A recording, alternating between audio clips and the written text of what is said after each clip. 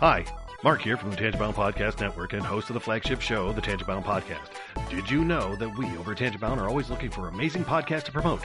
And did you also know that we are also proud nerds and geeks of everything from movies, music, gaming, TV shows, and comic books to wrestling, MMA, soccer, and football? Whatever you can nerd or geek out about, we've got it. And if you're interested, we can help you find it. And if you're a show looking for a place to call home, we've got you covered. Side effects may include upset stomach, dizziness, tumors, shakes, and in some rare cases, death from excessive laughter. Though to be fair, it's only sometimes. Other side effects may include diarrhea, gallstones, heart palpitations, and strong desire for cookies on the dark side. Talk to your doctor and visit TangentBoundNetwork.com and see if Tangent Bound Network is right for you.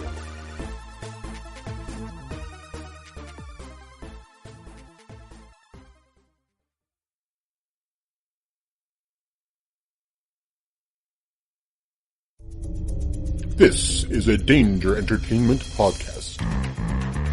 DangerEntertainment.net. Danger Entertainment Podcast Network.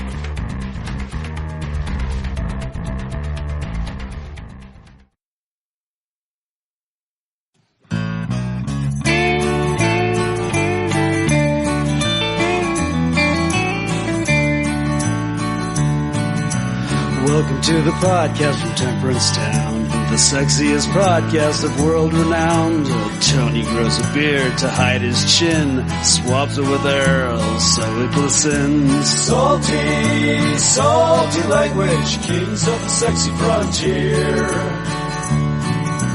Download the pod, you won't get enough of these dapper chaps talking deadly fluff.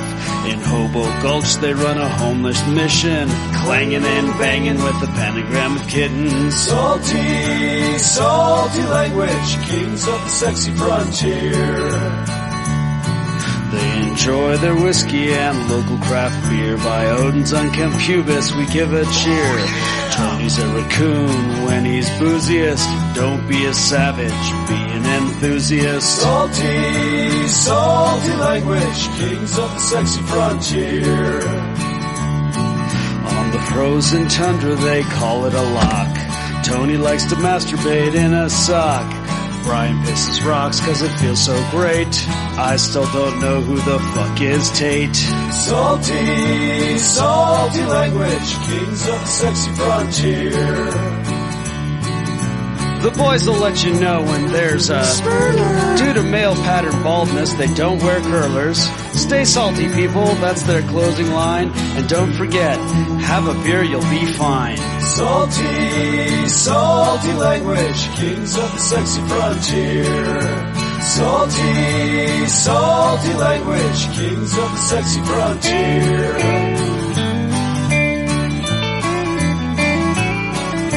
Salty language.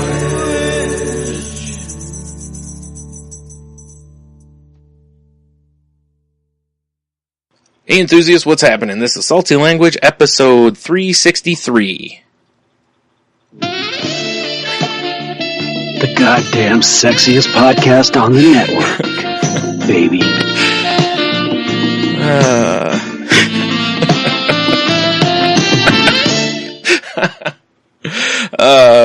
Back in business, baby! For anyone who's a longtime listener, no, that's not Tony. That's my pal Heno making his triumphant return to the Salty Language program. Oh man, right out of the gate, better than Tony. Just hitting a home run. He's over there still taking practice swings, No, Tony is, one of the rare times Tony's not on the show. Him and the family are gallivanting all over around Lake Michigan, so I'm sure he'll bore you all with details next week. Lots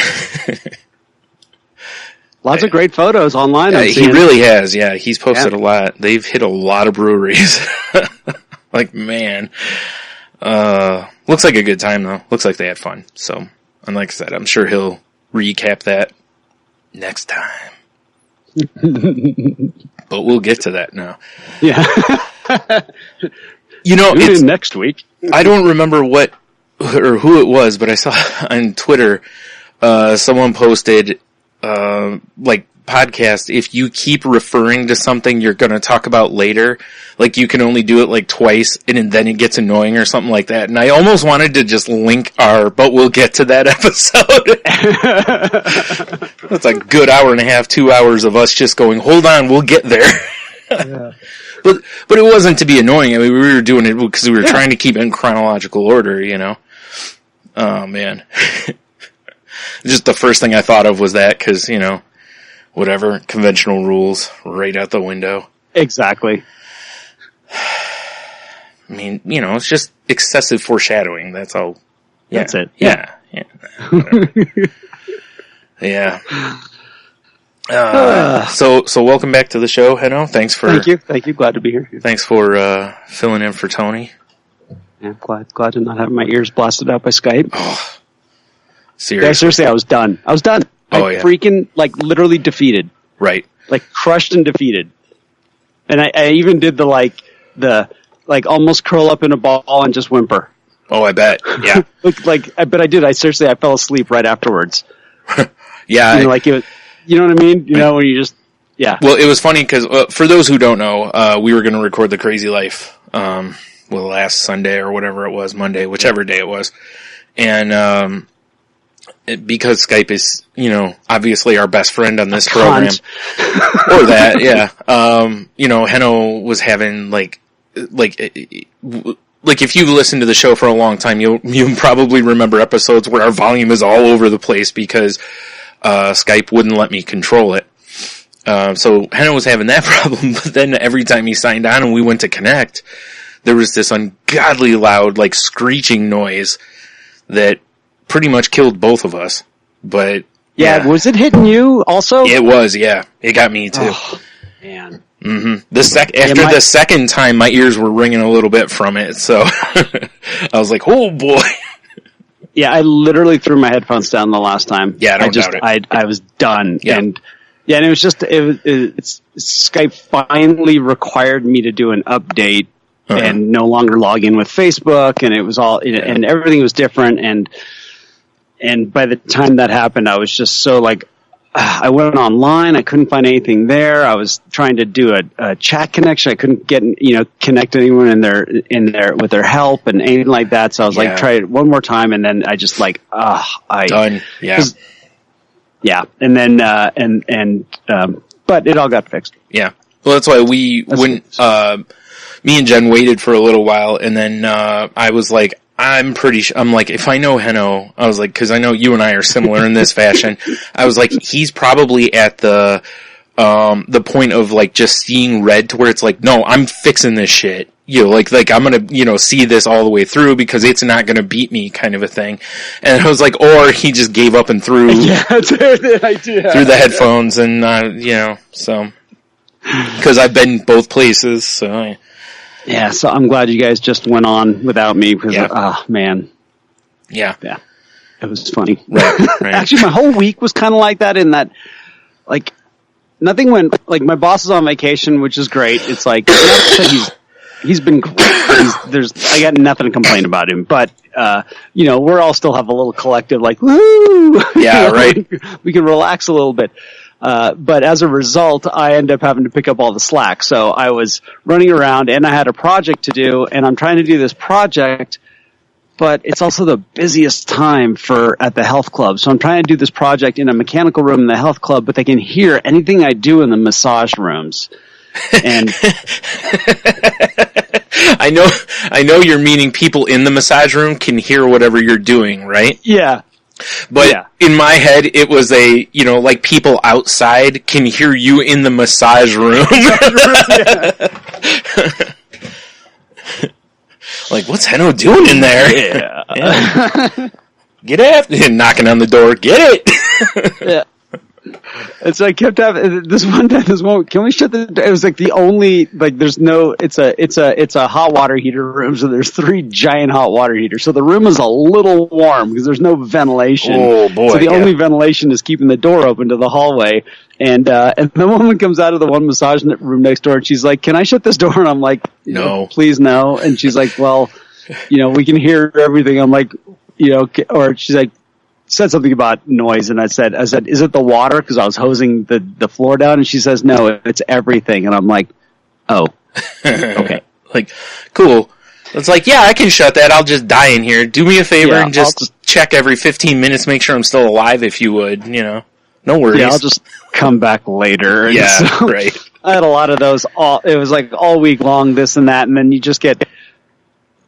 I don't know why I resist this stuff, but I'd get like a call to do something with a television or cable not working, and I just wish the person that's getting me on the radio, like, thought it through a little bit more before they call me, because I am always having to break off of something that I'm doing. It's not like I'm hanging around waiting for an opportunity. Wait, you are? Woo, So unfortunately I get a little frustrated at first, and then when I get there, it's like, okay, this is what I'm good at. I'm good at all this technical stuff. And so the amazing thing is this woman starts throwing money at me. Wow. It's like, she gave me some money for helping her out with this one thing, and I didn't even look at what it was. And she's like, and then finally she's like, she asked about her printer, and I was like, no, it's not a wireless printer. I mean, it's a wireless printer, but it's old wireless. It's not like you can hook up a phone or anything, right? It was like if you created a wireless network with your computer. Right. So I'm like, and she's like, do I need a new one? I'm like, yeah, you probably need a new one. She's like, can you take care of that? I'm like, no problem. She's like, okay, well, let me get you another 100. And I'm like, she gave me $100? So the next thing you know, I got $200 of cash in my pocket. Wow. And I literally, I was like, oh, okay. And I actually don't like it. Yeah. I don't like it. And it has nothing to do with being on the hook or anything like that, because we bill everybody for all of our time. Yeah.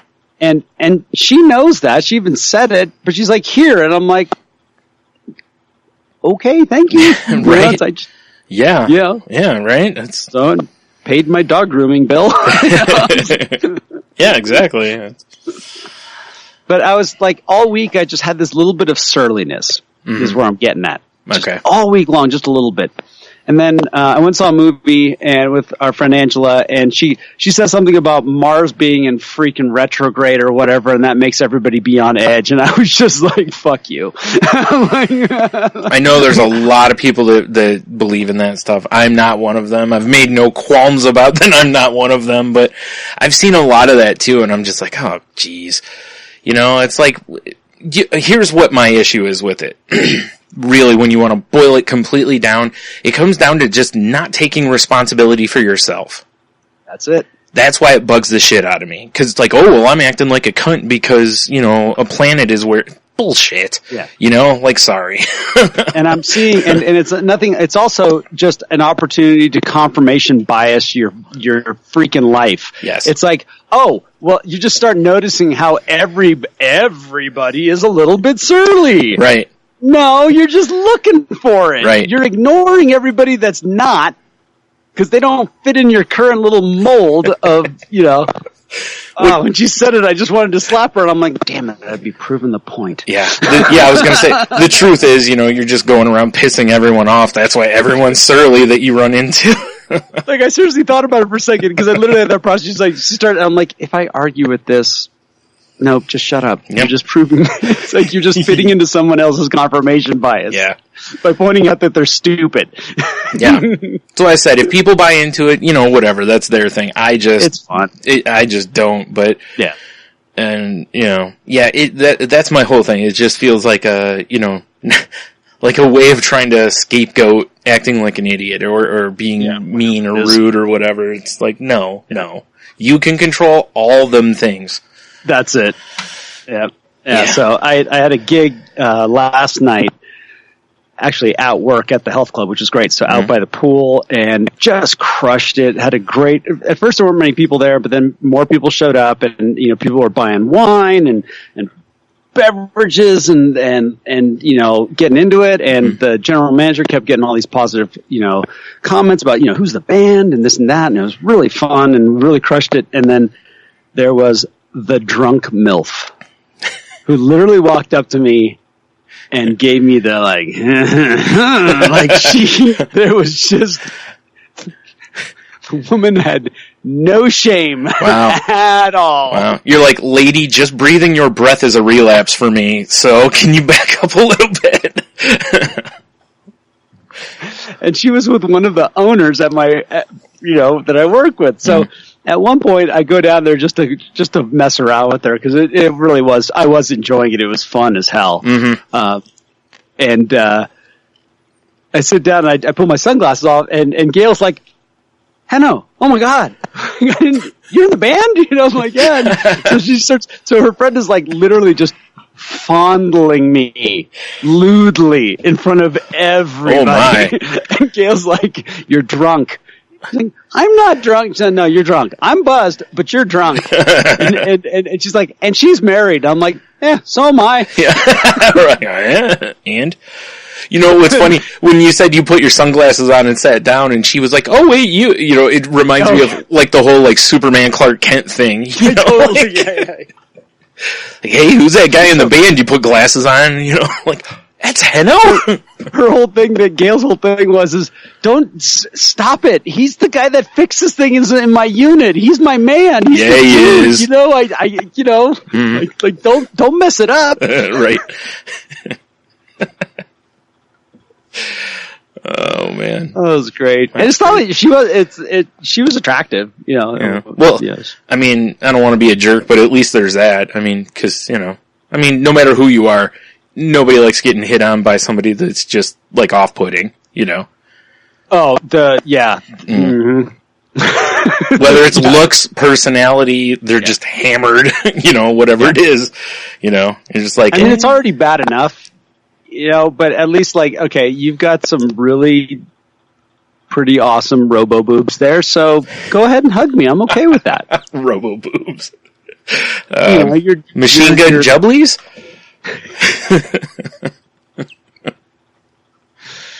So yeah, that was a good end of my week, and actually got home in a decent hour and slept like shit, but I woke up today and I'm like, it's my day off. And I am, people are like, what are you doing today? Nothing. That's right. I'm walking my dogs, hanging out and playing some tank. Right. I am going to water the yard a little bit, unload all the gear from the night before, and yeah. Yeah. Makes sense. It's a really nice, relaxing day and end of the week. And yeah, hopefully next week will be less Mars in fucking retrograde or whatever the fuck it is. Yep. How about you? Maybe that's why I've been so surly all week too. that's the Damn issue. It. Yeah. Well, I still have my cough, which is pretty awesome. Oh, that's great. Yeah. I called the doctor's office yesterday and was like, hey, I've had this cough for like 3 weeks, and I was like, I need to see my doctor. And the woman's like, you're in luck. She's like, someone just called and canceled today at 5:45. I'm like, sweet. Wow. So, yeah. So, and she's like, otherwise the next available appointment for him is like next Wednesday. For those not, who don't know when we're recording, we're recording on Friday. So I went on Thursday. It would have been a week from then. And I've already been just waking myself up all night with coughing and, and it's super annoying. Other than that, I feel fine, but he prescribed, I don't know, some pill that's, basically it's an anti-cough pill. And it worked pretty well. Like I took one a little while before I went to bed last night, didn't wake myself up coughing once. So that's pretty awesome. And then in a week, if I'm not better, he wants me to come back in, and I don't know, because he did the whole exam thing. He's like, your lungs sound great. There's no redness in your throat. So he's like, kind of like, because the normal stuff they look for, it's, not there. So yeah, that was fun, but, whatever. Yeah. It's just, I got to a point, I was talking to a friend of mine that's a nurse, and I was like, at what point should I go to the doctor about my cough? And she's like, how long's it been? And I was like, it's going on 3 weeks. And she's like, if you still feel like you probably should go see a doctor, she's like, you should go see a doctor. Like, it's, and I was like, all right. So, yeah. Yeah, I had a cough that lasted for like 3 weeks. Mm-hmm. And then Sharon eventually got it, but hers went like for over a month. It was unbelievable. Well, it's like my mom and Jim, the guy she's with, they both had this for roughly 3 weeks. And I figured, it's probably at least a 3-week thing. But mine got to where it was just a dry cough. And that's it. Like, I felt fine. They were still feeling kind of as they had the cough. I felt like, I've been out doing things, cause I want to get everyone else sick. No. Of course. No, I actually cough into my arm and cover my mouth and stuff as possible. And then rub it on people as you walk by, right? Yeah. Yeah. I just give people hugs all the time. Yeah. How you doing? Get that arm up into the nose a little. Like, what do you do? What are you doing? Oh man. But yeah, so I don't know what's different about mine, but whatever, I'll just take this as needed and hopefully it'll go away. If not, I don't know what he's going to do because, I have to figure out what the hell, what it is before you can really decide on this. And if it's not an infection, then it's just viral and there's nothing that they can do. Yeah, so. Exactly. And he even said that, he was kind of like, he's like, I don't even know if it's that, he's like, it doesn't behave like the other, cause it's, like I said, it's just a dry cough. There's no, I'm not coughing anything up or whatever. Sorry if I gross people out, but tough. So yeah. You mean it's not productive? No, it is not. Although, I will say this, I had someone mention to me a long time ago that they had something like this, and when they went into the doctor, they ended up finding out that it was because of, like acid reflux, or not acid reflux, was it GERD? That's what it is. Like, that's like the next level. GERD? Yeah.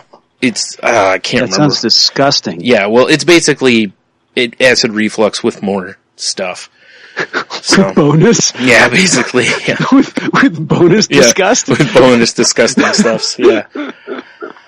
But when I looked it up last night, it can cause a dry cough, heartburn, which I've had a lot of heartburn. I just figured it's from coughing so much, cause your body's trying to expel things when you cough, and it's like there's nothing it's not being productive. So. How dare you not be productive? Yeah, well, classic me. You're just, like, my cough is suffering from depression and anxiety. It feels so lethargic it won't leave.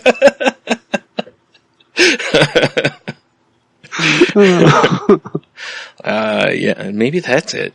I got a psychiatrist appointment next week. I'll have to ask him. Talk about my cough. Yeah. But like, while I got you on the line here, can my cough talk to you for a minute? Like, why are you taking 2 antidepressants? Oh, one's for my cough. Yeah. The other one's for me. Oh man. So yeah, hopefully this goes away. It's just, like I said, it's not that I feel bad now, it's just annoying, Or when you start coughing, you get a headache from it. Oh yeah. And it just is worse because you just keep coughing. So yeah, good fun.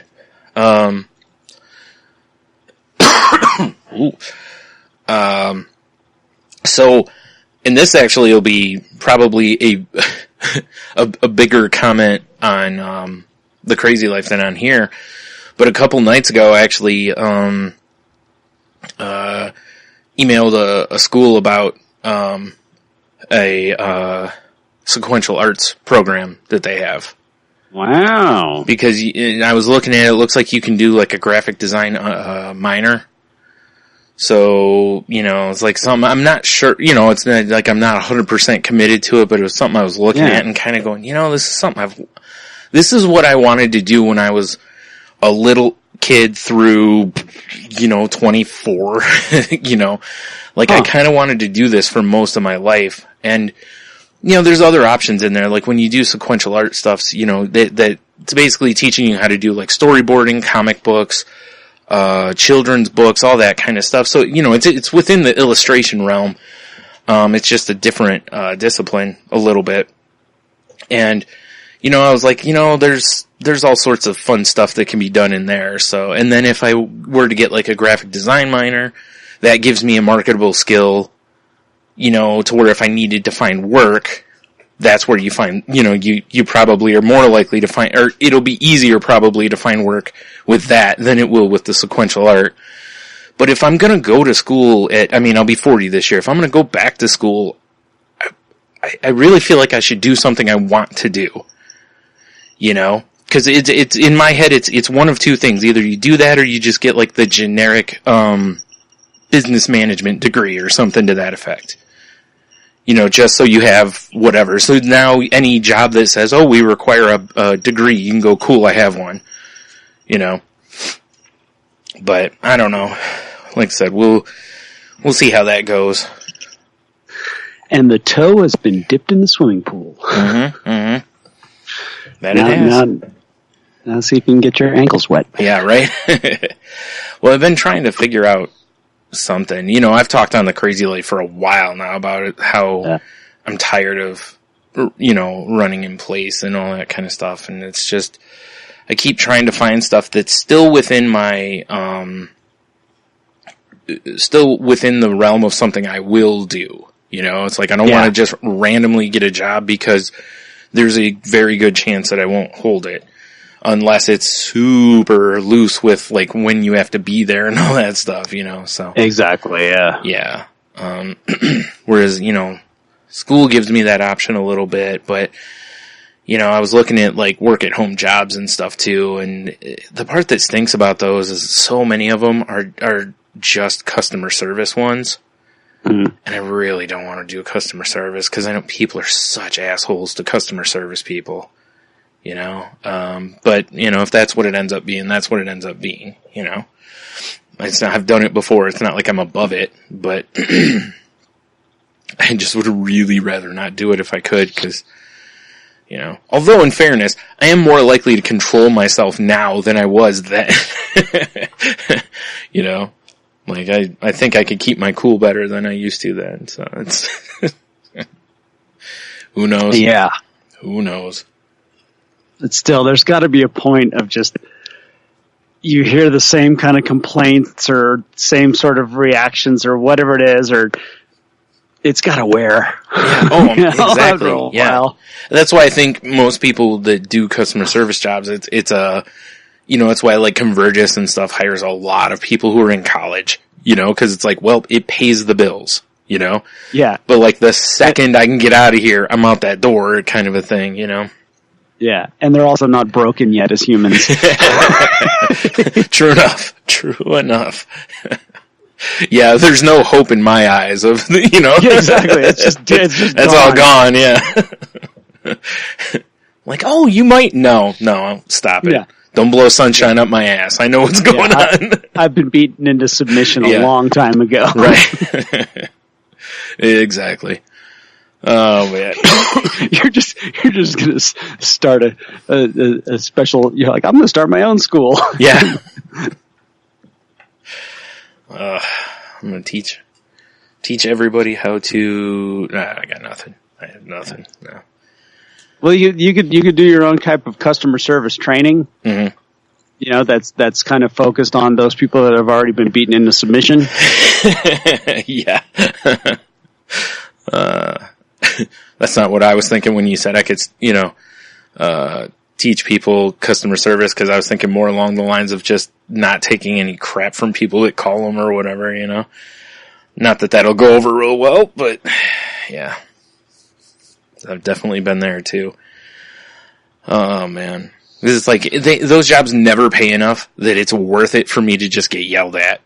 To me. Yeah. You know what I mean? It's like, you're gonna pay me $10 an hour, which, no, there's a limit. Like, there's only so much I'm gonna take for $10 an hour, if you want. Like, I've always told people, I've always joked about people buying my tolerance, basically. Yeah, that's it. Like when we had our shop, there were people that annoyed the shit out of me, but they bought a lot of stuff from us, so, those are people you tolerate.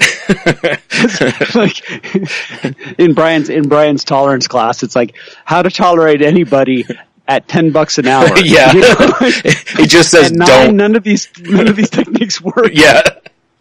It sounds funny, but there is truth to that, right? Yeah. If you're doing a job if you were just doing something for a friend and they're just treating you like absolute garbage, at some point you're going to be like, listen, I'm doing you a favor by doing this. I'm out of here, you know? So that's why, you know, it's kind of the same point. It's like, I'm not going to have somebody stand there and tell me how incompetent I am at $10 an hour. I'll be like, yeah, you're right. See ya. I'm like, hey, tell you what, here, you try doing the job better. My proven technique will allow you to tolerate this fucktard for 10 minutes at $12 an hour. Right. 20 minutes at 14 and half an hour at $15 an hour. Yeah. I'm not kidding. I will tolerate a whole lot more at $15 an hour than I will at $10 an hour. Yep. You know, and like I said, it used to be more of a joke, but I over the years I was kind of like, no, actually, there's a lot of truth to that. Yeah. You know, I'm just, like I said, I'm not going to stand there and get yelled at for, you know, like when I first started at the video stores, I was making $4.25 an hour. Wow. And some guy's just screaming at me one day, and I was like, look, dude, I make $4.25 an hour. I'm like, if you're going to keep screaming at me, I'll just walk out the door. I don't care.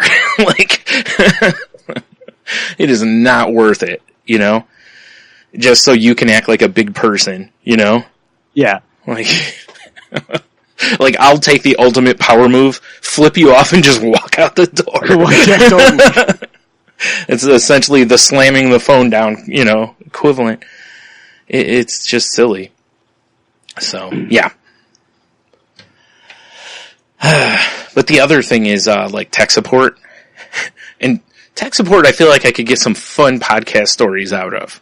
I bet, yeah. Customer service, you're not going to get as many, because a lot of times people are just, you know, they're frustrated. It's not even that people are always jerks. It's just, you know how it is. How many times have you called a customer service line and you're just frustrated because your computer won't work or whatever, you know?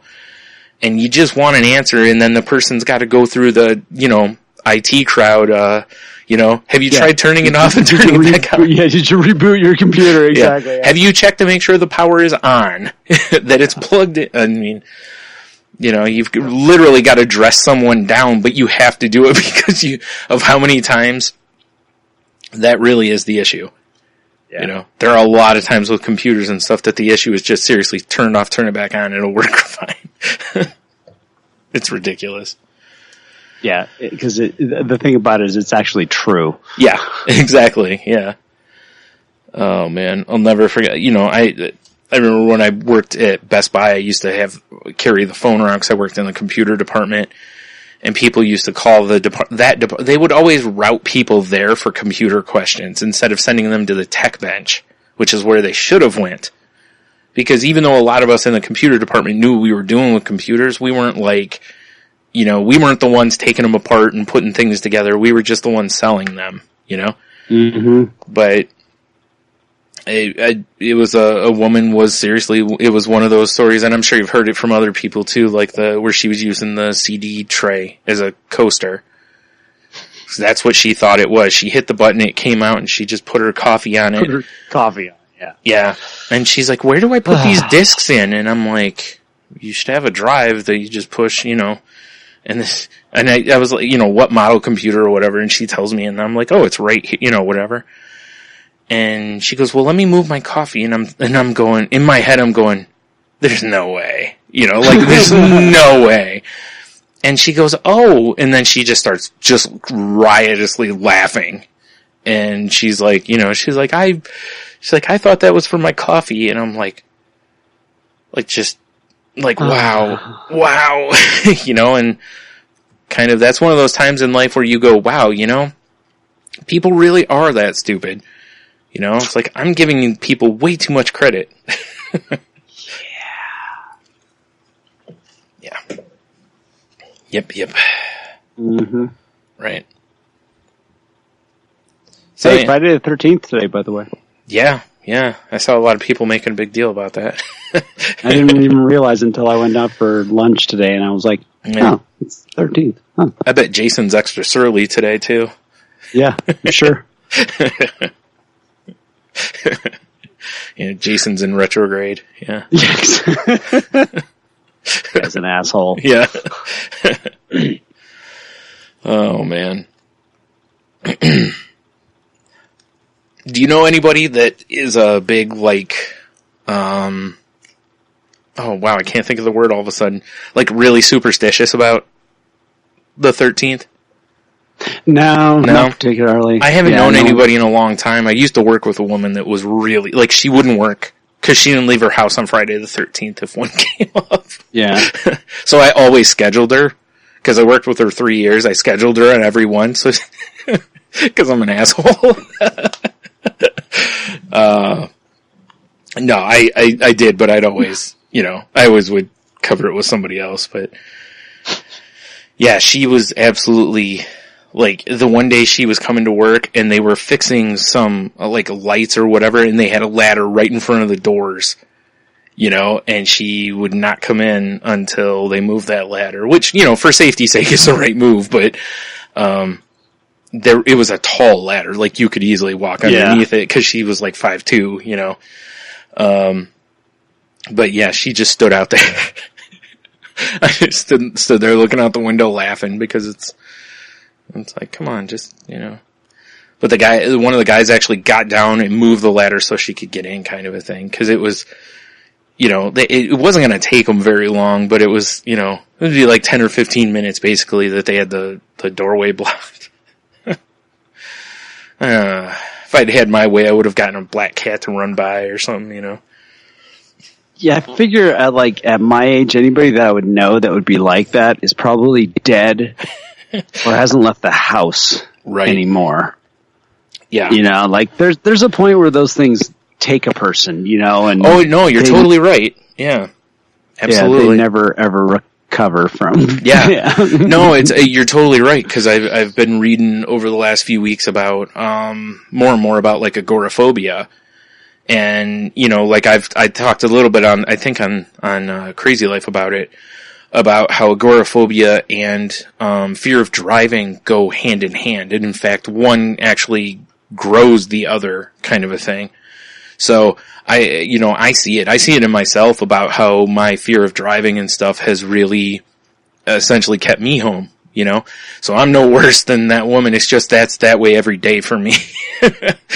So I guess I am much worse. Hers was just, once every so often. Yeah. Yeah. Because I think a lot of it also, you end up having to create habits and patterns in your life in order to deal with those superstitions and those fears. And that at some point, you're just, you just walled yourself in. Yeah. And it's funny, I was just reading something about those, and I feel like we're doing the Crazy Life now. Like, they're called safety behaviors. And it's actually, I think we should do a show on it at some point about... That's a great title for the Crazy Life. They're essentially coping mechanisms, like things you do so that you can feel safe or okay within those situations. So, yeah, and I do. After reading about that, I started looking at what I do. Like how many of those things do I do to make myself feel better or whatever. So it's an interesting thing to look at. I got something for that. Yeah. Knowledge. Sweet. Actually, I like that one better than the one Tony has. Sorry, Tony, you're out. Heno's in. Isn't Tony's more of like a Hong Kong phooey? Yeah, I think it is. It's definitely more obnoxious. which is fitting. Yeah, exactly. Oh man. So yeah, that's, after all that, that's about all I've done this week. Not a whole lot. I did go see Ant-Man with Angela, and that was pretty cool. I like having a superhero watching friend. Yeah. Like, she doesn't know anything about the comics or nothing like that, but she loves superhero movies and she loves action movies, and she doesn't really know her Marvel from a DC, but it doesn't matter, and you take that back. To go see. Yeah, I know what you mean though. I mean, she's really not like that. I did go to a movie and that person literally did not know the difference between Marvel and DC, and I decided that's not even worth going. I can't explain this, it's not. But, no, and honestly, I'll be honest, the only time it ever bothers me is if like someone doesn't know which company like Superman belongs to or Batman. Like flagship characters. But Yeah. even then, I really don't get that upset about it because a lot of people are just like, I don't care. They're all wearing tights. Who cares? You know? Yeah, that's it. Mm-hmm. So, but it was fun. It was a really fun flick. Definitely, to me, it was just consistent with the first one. Cool. You know, really just had that. Yeah, just the same vibe. You know, what was cool about it was, this is something that we talked about afterwards when we left, and I think it's been discussed a lot on other, you know, with other movies that have come out, like especially like Justice League, where you're looking at the big baddie, and you're kind of going, okay, totally CG, just doesn't have the feel of, you know, of a villain. Yeah. And the Ant-Man villains weren't like super, you know, it wasn't a god or a deity or a supervillain. You know, that was my issue with Wonder Woman, is the third act was just kind of like, all right, it's a little bit much. Yeah. Which I understand, but, you know, it's like in, like, the reason I think that they go for that in Justice League and Wonder Woman is because those characters are essentially like... They're super powerful. They are essentially... They're kind of like gods, you know, as far as their power level is, so... It's true. You know, so you have to have a believable villain power-wise, you know. Even though it's not true, because, like, Lex Luthor has been the biggest thorn in Superman's side forever, essentially. Yeah. And, you know, his power came from his brain and his money. You know, it didn't come from actual physical strength for the longest time. Most of the time. I mean, he's had suits and bullshit over the years, but, you know, most of the time it's just that he was just that evil. Yeah. You know, like as Superman, everyone calls him the Boy Scout because he's so good, essentially. And it's like, Luthor is the opposite. He's just so evil. Yeah. But it's believable. Everything in the books and in the different times, you know, I mean, like Luthor, my favorite storyline maybe that they did with him was when he ran for president and won. Because now Superman essentially has got to either ally himself with the president, or he looks like he's not patriotic. He's not. Yeah. It's a brilliant move. It's very Luthor, you know, or Luthor, however you want to say it. So, but I agree with you though. It does. I am a little, not now, but it's just for years. I'm just a little tired of the like too much animation or CG. I mean, you know, it's like when it's super noticeable, it's like, okay, let's calm it down a little bit here. Yeah, exactly. So that was kind of fun. And then, I saw Incredibles, I think like the week before. Mm-hmm. And that was also awesome. And that was great. I'm so glad. I mean, I was scared about that one because I love the first one so much. And I was just, when they first announced they were making a sequel, I was like, oh, leave it alone. You know, like, just please don't. Cause Disney doesn't have the best track record with sequels, you know, so, but yeah. Yeah. And it was creative. It was really creative. Awesome. And they did a little bit where the actors are actually apologizing for how long it's taken them to do it. Yeah. Which is actually a pretty funny little bit. Right. Yeah. Cause it was was it 10 years ago? 13 years ago? It's been a long time. I think it was like 14 or something ridiculous. Yeah. It's nutty. Mm-hmm. So there's some definitely, if you haven't seen it, I'd go see it. And I you know, it was one of those ones where like, okay, do you need to see it in the theater? But it's just like, I guess it's like, go experience a theater. You know, it's like, yeah, that's the thing is, you know, for some people, that's the fun of it, is sitting in the theater with the big sound and the big screen, and you know, so, you know. But yeah, I could see where that one was one you don't necessarily have to see, you know. I was really surprised though when the news came out that there's that scene that could trigger epileptic seizures. Oh yeah, so that's a warning right at the beginning. Yeah, like legit. Like, wow. And I was like, all of us in the audience were like, right? Yeah, like really. I mean, it just basically comes out if you have any issues with flashing, you know, flashy lights. Yeah. Well, you know, you might want to leave. It's funny. I've watched, over the years because of Netflix and Hulu and stuff, I've watched quite a few, like, British shows. And there's a lot of them that'll have something like that, a warning up front about something that may trigger people for whatever reason. And it's like, wow, you never see that over here, or rarely see it, I guess, But it'll be because there's going to be like, flashing lights or spinning stuff or something to that effect. So it's, it's good. They should warn people about that. Yeah, it was surprising, and then when you get into it, you're like, oh, okay, yeah, I see it. Yeah. Right. I get you. All right. Well, with the go ahead.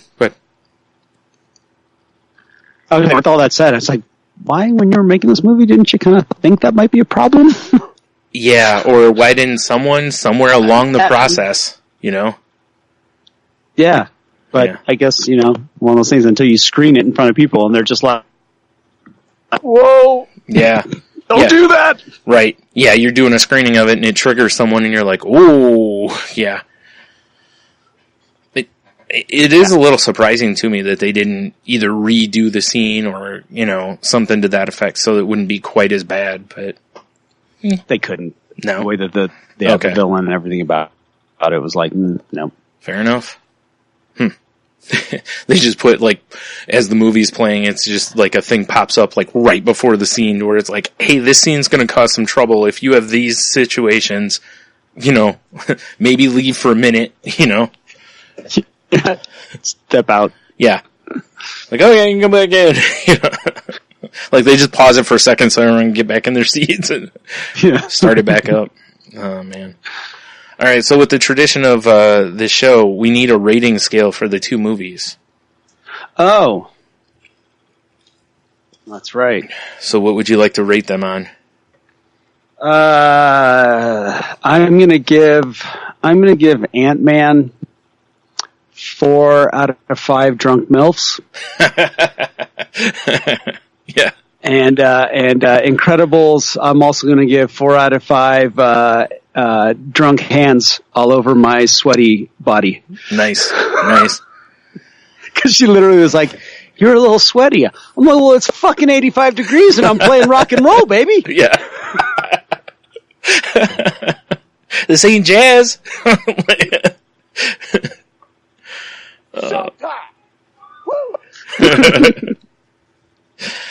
Oh man. That's great. I like that. Oh man. Yeah, these are both movies I really want to go see. Or want to see at some point, Ant-Man I think might be cooler in the theater because of the shrinking and growing stuff. Big time. Be really you get the way cooler. Of it, yeah. Unless I know somebody with like, an 80-inch TV or something, which I don't. So, so if you have an 80-inch TV, get at me. Yeah, that was definitely worth it. And then I wanted to go see the Sicario follow-up, but it was already out of our local theaters, and I'm just like, wow. But the stuff that still is in our theaters, I'm like, oh, you got to be freaking kidding me.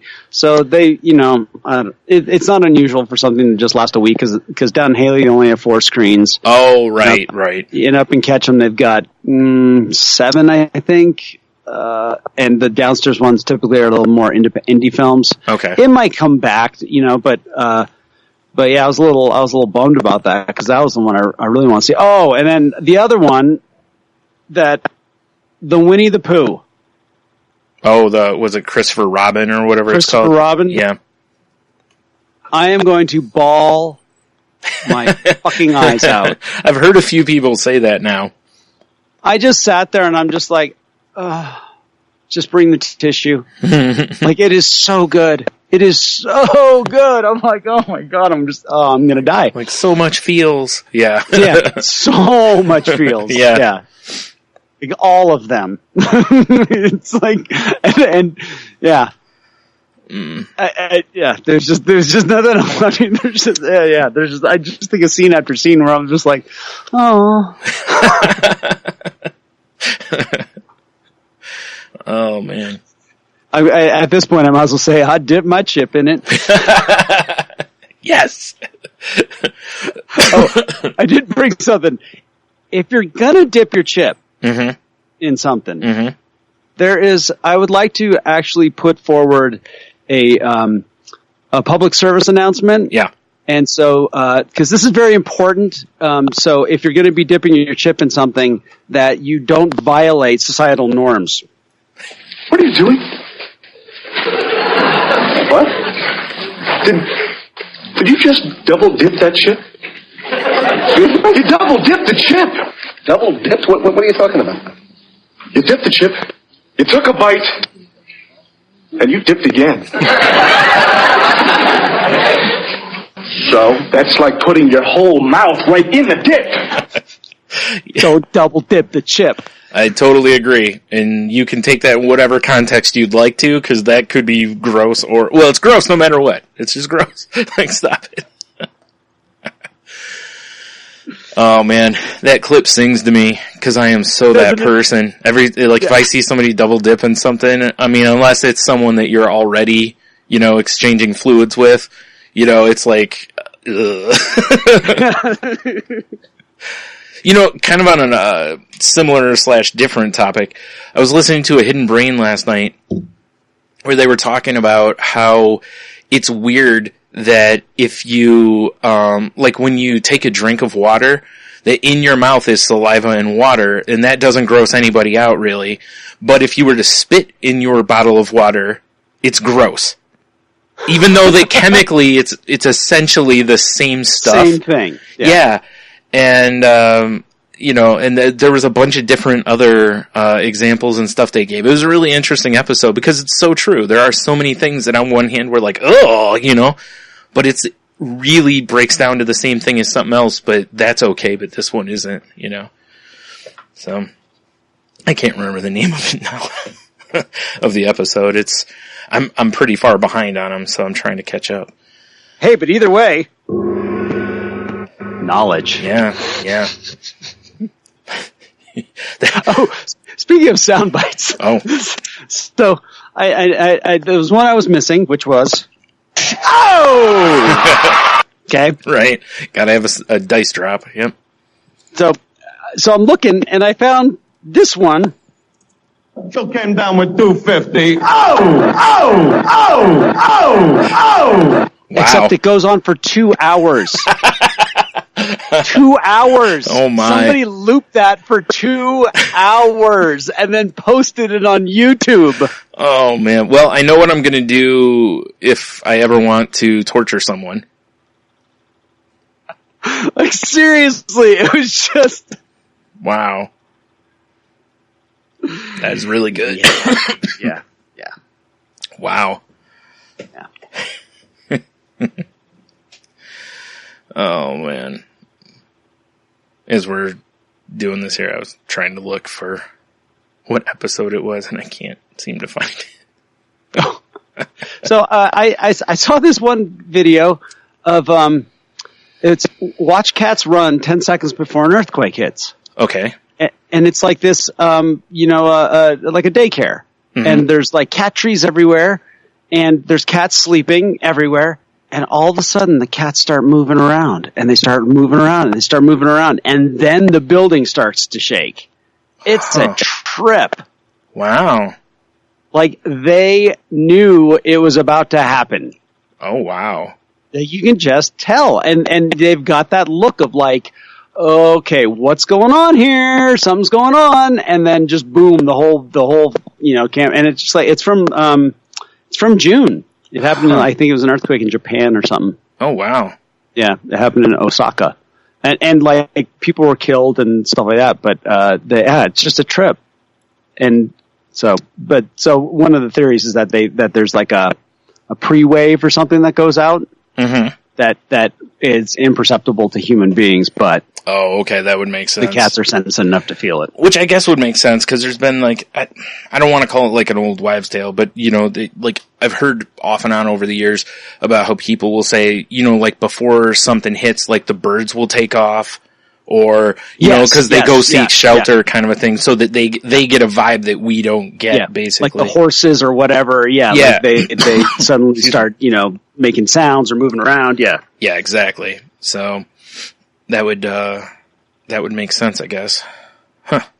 Yeah, and I do have some more news for the Salty Language listeners, and I know it's something that y'all have been just waiting to hear about, just dying to know the results because it's lifetimes of waiting. The man with the world's longest fingernails finally cuts them after 66 years. Yes, I said 66 years. He was 14 the last time he cut his fingernails in 1952. Wow. Because a teacher gave him some shit for breaking a nail. What a terrible reason. Oh, man. So, he figured he'd see how long they could grow them, even though there was no Guinness Book of World Records. Wow. Now, here's the thing. He had to grow those fuckers to 29 feet 10 inches before to be officially honored by the Guinness Book of World Records in 2014. Nice. I mean, the real question is, does he go get his nails did? Like, you know, does he get them painted all fancy? I mean, that'd be kind of cool, right? Get all this stuff painted all the way down. You know, like getting a sleeve tattoo, except it's just all down his nails. That'd be sweet. I mean, man was 82 years old. I mean, I guess it's time to get your nails clipped when you're 82. Well, he literally said he'd wake up every half hour at night and have to like flop the hands over to the other side. Right? This whole thing makes me just like, man. Well, we know for a fact one thing he isn't doing. So that's now they're on it's just the best part. Just they're in a display case.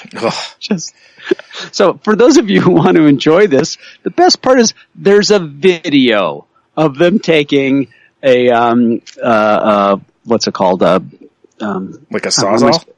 Well, no, it's the rotary tool. Oh, yeah. I know wow, I'm having a brain fart. Yeah, I don't remember what they're called either, but I know what you're talking about. That's terrible, considering I have a couple of them. Anyhow, and then taking the blade and slicing right through that thing, and you get the full sound. It's like, nice. Yeah. Well, now the question is, I kind of want to know who has the longest nails now.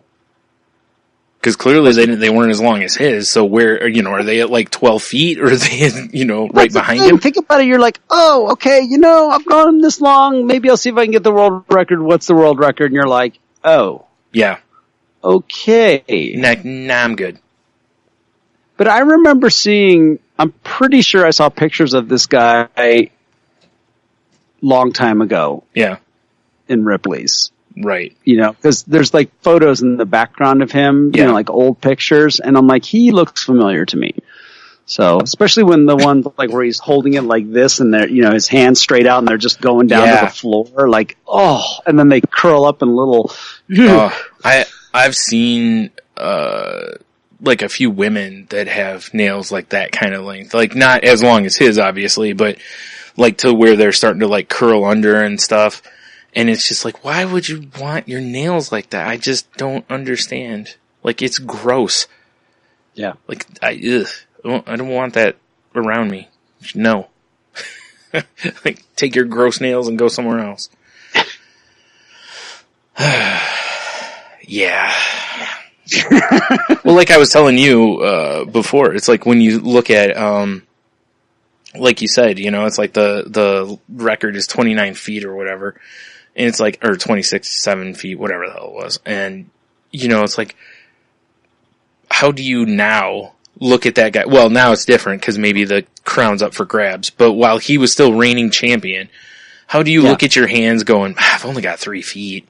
Like, well, I know he's going to die someday, but, it's like, that's just not something I mean, a long coke nail is one thing, but, Yeah. Like, man, this dude could hold all the cocaine.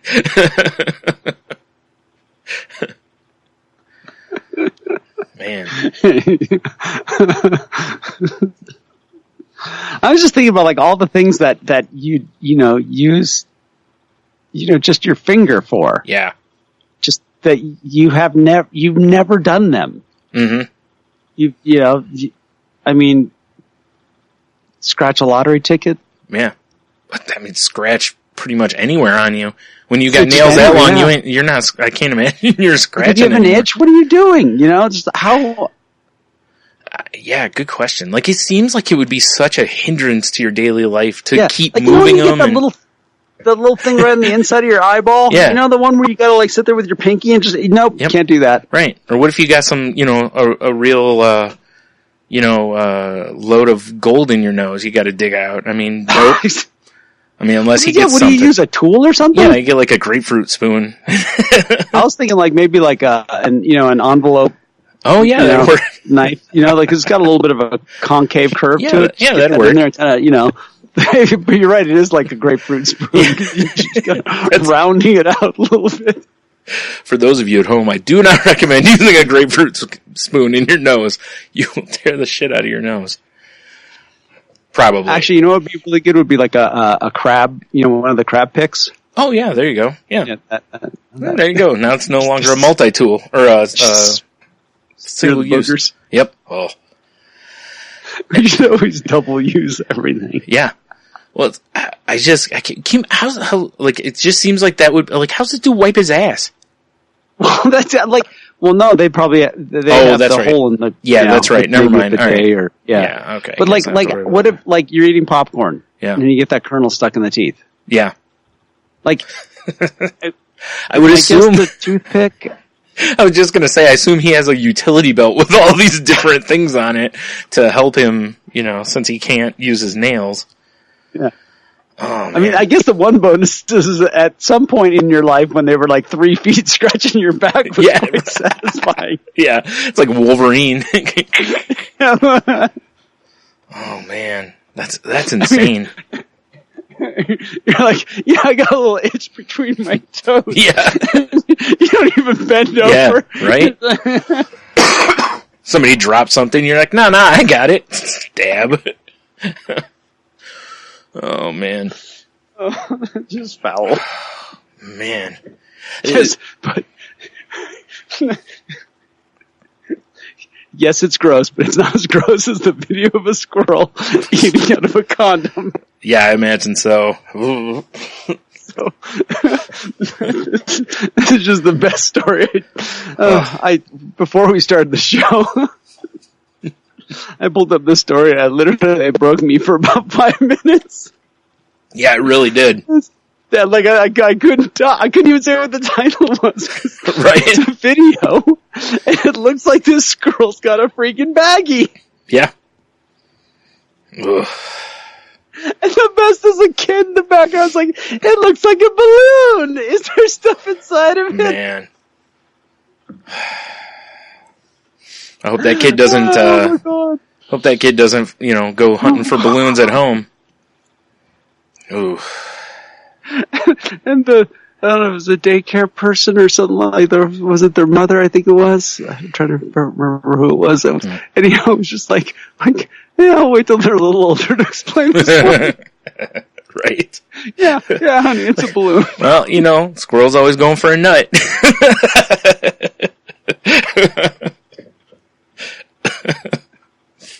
Oh. Oh man. I mean, it's just like,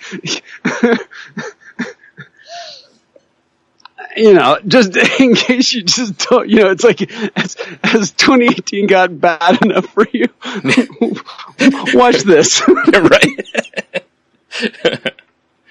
You know, it's funny. Squirrels are eating out of condoms. Because that is exactly what, like, I don't do it as much now, but I used to, like, when I'd get bored at night or something, you know, I'd pull up Reddit, the NSFW, subreddit. Yes, yeah. And you just never know what the hell's gonna be in there, you know, because one picture will be someone's arm, like, half off, and the next one will be, like, a kitten video, you know. So, yeah, that was... Well... It's like, is there something in there? Queen, yeah. Oh my. Oh man. Ooh. So a few days ago, I think I don't remember if it was you or if it was somebody else. But there was some post on Facebook, that was about, was it someone in, like some British group or people were trying to make American Idiot like the official song while the president's over there. Yeah, the hit song. Yeah, and it has nothing to do with that. What it has to do with was that I noticed it underneath it, you know, it shows a CNN credit, and then to the right of it, it says 3-minute read. We're at the point now with our attention span that people, I mean, don't get me wrong, we've all done it for years with YouTube videos. Like, if it's anything over like 5 seconds, you're like, you know, like, so now we're gonna get that way with posts to read too, apparently. Yeah, and I saw it on a few others. Where it tells you how long it should take you to read this. Yeah, which is great, because, you know, now if you're a slow reader, Facebook's trying to make you look like an idiot. That's cool.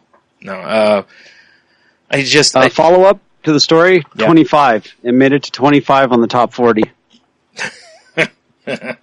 It's been in the charts for 31 weeks. Oh my god. Yep. Good times. Good times. That's where we're at, people. Green Day is how we're being identified by other countries. Damn it. Yeah. Anyway, I just thought this was... No, that is interesting. When I see that stuff, you know, I'm just like, really? Like, yeah. But I get it. People are probably like, look, I've only got 5 more minutes on the toilet. I don't want to spend 3 of them reading about this, you know, so... Well, and it wasn't a long read. No, it was not at all, yeah. So, I kind of want to, like, contact them and be like, how do you estimate the reading time on this? Like, do you use kind of a median number, or, you know, do you go high? Like, how do you judge this? Yeah. You know, do you go with, like, time people spend looking at the thing before clicking off, or, you know, yeah. Because, you know... I mean, some people read things really fast and others not so much.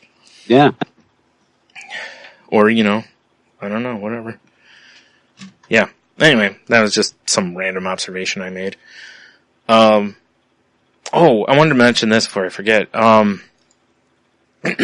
This past week, Steve Ditko died.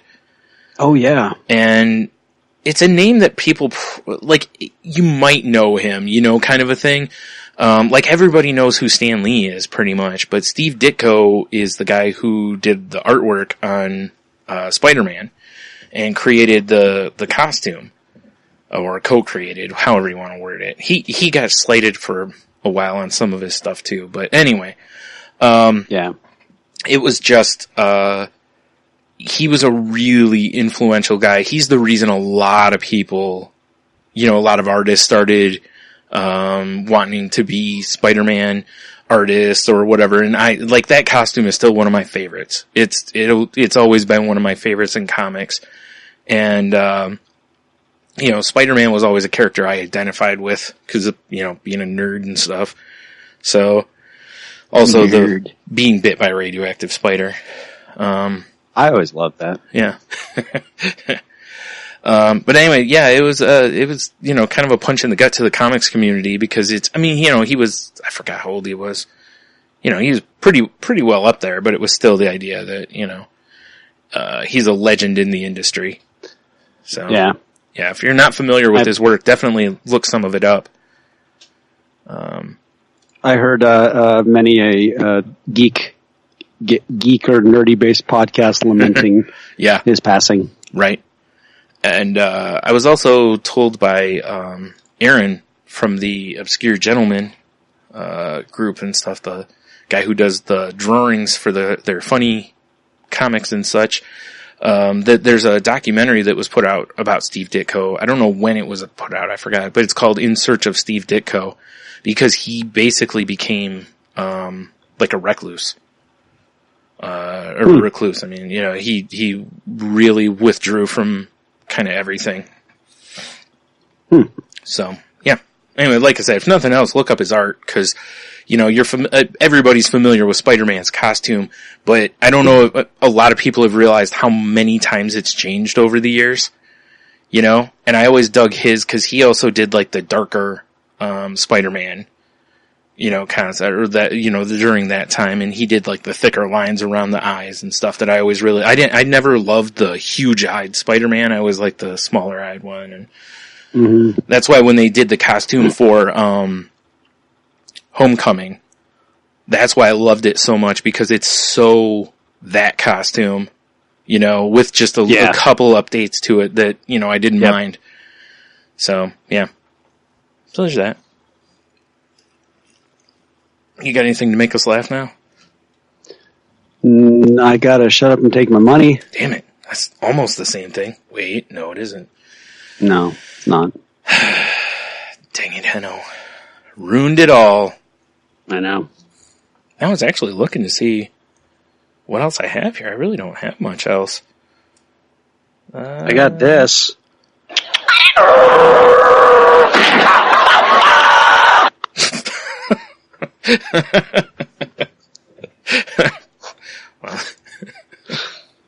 Well, Made you laugh? I guess there's that, yeah.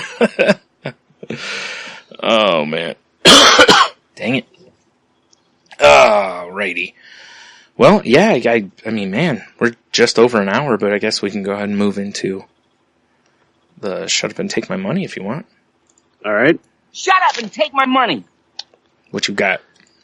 So I was looking around on kind of like one of those like shabby chic kind of knick-knack kind of shops. Okay. You know, where you have like we have one of our local hardware stores has this whole section where there's all sorts of this kind of shabby chic stuff. And for those of you who don't know what that is new things made to look like they came out of a secondhand store. Or like they were refurbished from a farm or something like that. And so like a lot of them, you'll have a little sign that'll say, live, laugh, love. Oh, I hate that one. You right? Yeah. So this guy on Etsy, the Wood Hard Shop, has one that says, live, laugh, hail Satan. And it's well done. Like it's all with script and stuff. That's nice. I like that. That's classic. He has another sign that just says, it's a nice script that says some inspirational bullshit. That's the kind of sign I would buy for sure. No. I got the one for you. It just says, why bother? You're right. That would be better. Or at least my cold would like it. Yeah. Yeah. So like I have a sign in front of my house. Well, first of all, my my like doormat says, I'm spacing on what it says right now, but it has something to do with about the animals are crazy and, will eat your ankles or something. And then I've got, a little metal sign that says, medicated for your safety. And, I have a few, I like those little ones like that. And, but there's one on here and it's really beautiful. He's got this nice piece of wood with a couple of hearts on either side that you can put over your doorway. It just says, hail Satan, But my personal favorite, the one that caught my eye was the one that just says, eat a dick. Yes. That's a great one. I like that. And they're reasonably priced for $15 to $35. I think they're fantastic gift ideas. Me too. I was just thinking, boy, whoever I know that gets married next. Yeah, like there's one that says, stop worrying so much. Nothing matters anyway. Yes. That's good shit right there. Yeah. And there's recently reviewed, from May 19, excellent craftsmanship, wish I could decorate my whole house with these.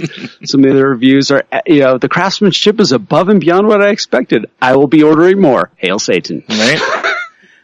I like that. It reminds me of like when people started doing the what's it called? The cross stitch or whatever it's called. When they started putting, those kind of phrases on those to where it looks like something like the home sweet home or something, but it'll say like like that, like hail Satan or something underneath it. Eat a dick. Yeah. So good. Cause those houses, where you walk up to the front door and they've got all the things. I've got to get this over the front door. Yeah. I like it. Yeah. Yeah. I know. Whenever I see those, especially in the stores, cause you're right, pretty much any store you go into now has got that kind of section. A whole section of the inspirational, Target has one. Yeah. And yeah, every time I walk by them, I'm just shaking my head at them because it's, you know, yeah, whatever. A lot of them, like, you know, I mean, we talk about a lot of those kind of statements over on The Crazy Life, but at the same time, some of these are just empty. You know, like there's some of them that you'll read and you'll be like, that doesn't mean anything. Like that's, you know, and, yeah, well, you know, all those things, that's why the other reason why I thought this was a great topic. It was great is because it is completely the opposite of what we talk about in Right. Crazy Life. Yeah. But to me, oddly enough though, I would buy these. that's it. Like I will say all the ridiculous freaking jargon and affirmations and the stuff for days because on The Crazy Life, because here's the simple truth. When I walked in and first saw most of this stuff in whatever club I was hanging out at that had to do with recovery, I was like, ugh. Right. And you're just like, after a while, all of a sudden you're like, oh yeah, Right. applies to me. Oh, that's true. Oh yeah, that's true. And then you find yourself saying them to people and all that stuff. Yeah. But I will not put one on my fucking wall. I am not going to drive around with Easy Does It bumper sticker on the back of my car. Yeah, I'm with you. Totally Right? with you. Yeah. There are some neat things, some things that Sharon and I have up in little places and stuff like that. But generally speaking, I don't put that stuff up here. Like, yeah, If I did, it would be something maybe that I would put like, you know how like the concept of the inspirational poster, like I may do something along those lines, you know, like the, I can't think what it's called now. Progress, not perfection. That one that we, the ones like that, like something like that I might keep above my desk or something because it's something I really do need to remember a lot. But even still, I'd probably just write it on a Post-it note and just smack it on something. Yep. Yeah. Yeah, that's why these are great. I mean, this is what I want in front of my house. And because it's ironical. Yeah. That's so good. The eat a dick one, that's my favorite. I just the fact that it's not on a finely crafted piece of hardwood. Mm-hmm. You know, the best part will be like somebody who's got like a grandma or something that would just totally love, like has this sense of humor, you know? How great would it be, you know, you go into Granny's house, there's plastic all over the furniture and everything, and there's just a nice, heart-shaped eat a dick sign on the wall. Exactly, yeah. The whole house smells like mothballs. Yeah. But there it says, eat a dick. Eat a dick. Yeah. Perfect. Grandma!